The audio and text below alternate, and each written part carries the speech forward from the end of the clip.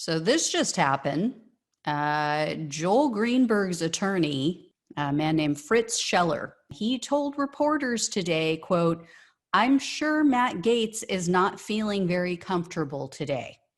Take a listen. You can hear this with your own ears. You can see it with your own eyes if you're on YouTube. Based on what my client knows, okay. See, I thought if I kept on talking and talking, that I would avoid these questions and not to say, I'm sure Matt Gaetz is not feeling very comfortable today, all right? So, like I said, that happened. The reporters were asking him, how do you think Matt Gaetz is feeling right now? And this is why he said this. He was exiting a hearing today about the 33 charges against his client. And he was asked, what do you think Matt Gaetz is feeling right now? And he kept trying to dodge the question. And then he ended up saying that when they said, based on what your client knows, and that was his response.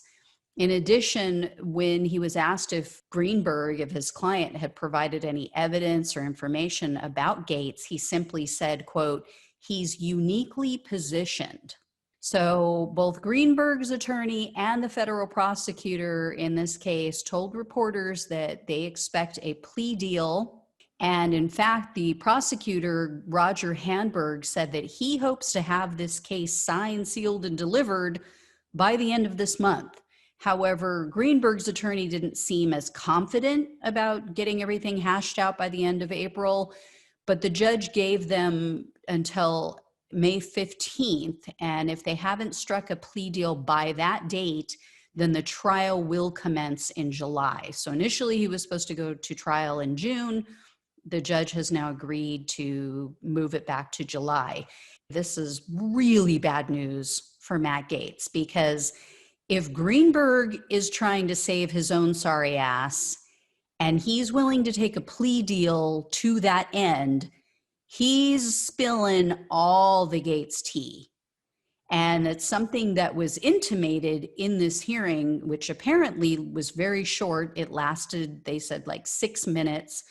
According to reporters, Gaetz wasn't mentioned by name, but the dialogue that they heard in court, quote, strongly suggested that Greenberg is likely assisting the prosecution.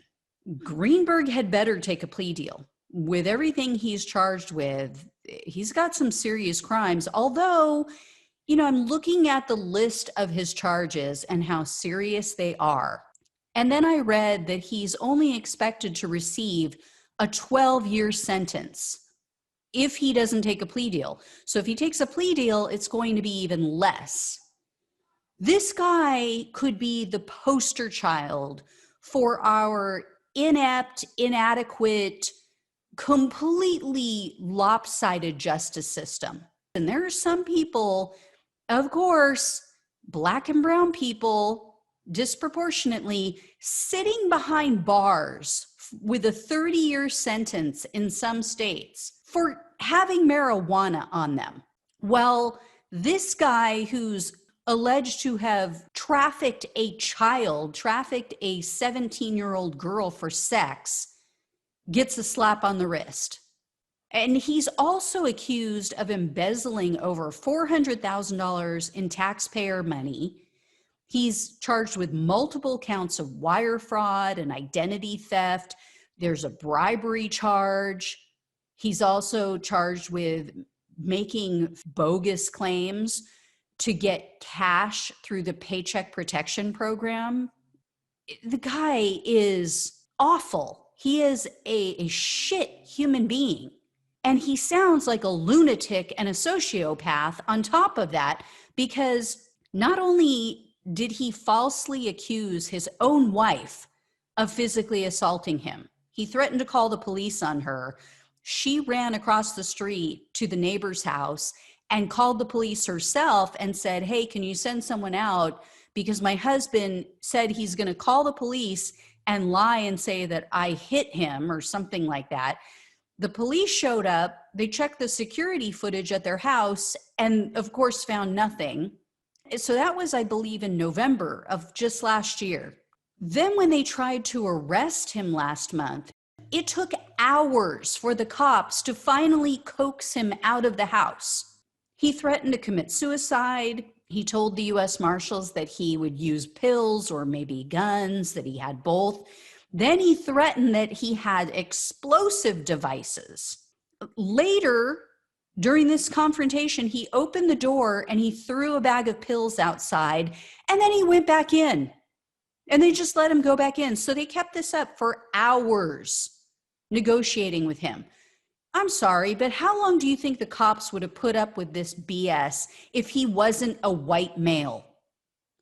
Breonna Taylor would still be alive today if she had been given equal treatment. So, but beyond that, I don't want to go into that whole thing because I'll just get even more pissed off. But he just perfectly encapsulates white male privilege, and that when you commit these crimes against women or girls, how you are just given a slap on the wrist. They take drug use more serious than violating a child, than destroying a child's life. You can't smoke marijuana. We'll lock you up for life for that.